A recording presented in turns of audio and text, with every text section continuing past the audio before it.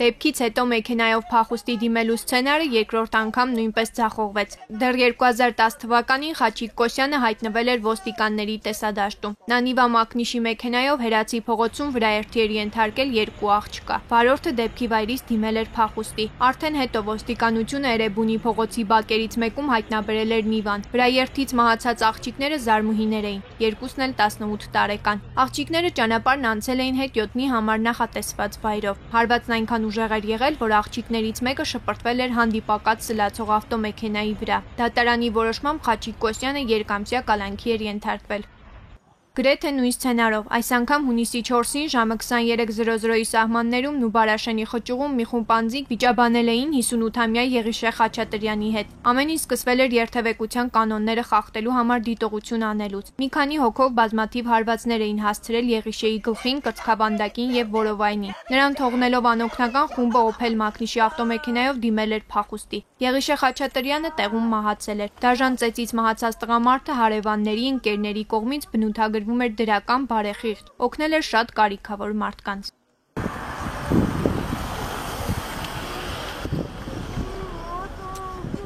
Ականատեսներ եղել էին։ Հետո արդեն պարզվեց խճուղով ընթացող մեկ այլ վարորդ նկատել էր, որ մի խումբ երիտասարդներ հարվածում էին տղամարդուն։ Վերջինս հորդորել էր դադարեցնել։ Երիտասարդները հետապնդել էին նաև նրան։ Բարեբախտաբար գործող ավտոտեղ սպասարկման կետի աշխատակիցների միջամտությամբ ամեն ինչ բարեհաջող էր ավարտվել։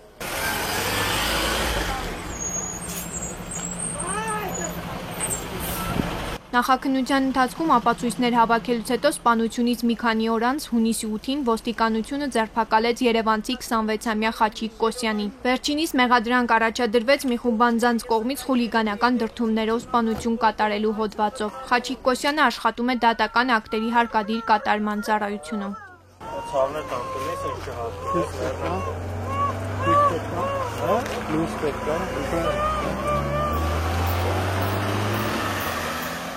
Նույն օրը եւս երկու անձի 23-ամյա Արտաշես Չիչոյանի, Խաչիկ Կոսյանի աներորդու եւ 26-ամյա Արարատ Նիկողոսյանի նկատմամբ մեղադրանք առաջադրվեց։ Քննչական մարմինը հետախուզում է հայտարարել վերջիններիս նկատմամբ։ Որպես խափանման միջոց կալանքի որոշում է կայացվել։ Կոսյանը, Չիչոյանը եւ Նիկողոսյանը կասկածվում են Եղիշե Խաչատրյանին ծեծելով սպանելու մեջ։ Հարուցված քրեական գործը փոխանցվելու է հատուկ քննչական ծառայություն։ Նունե Գրիգորյան, Գագիկ Շամշյան, Կարեն Թադևոսյան, այսօր։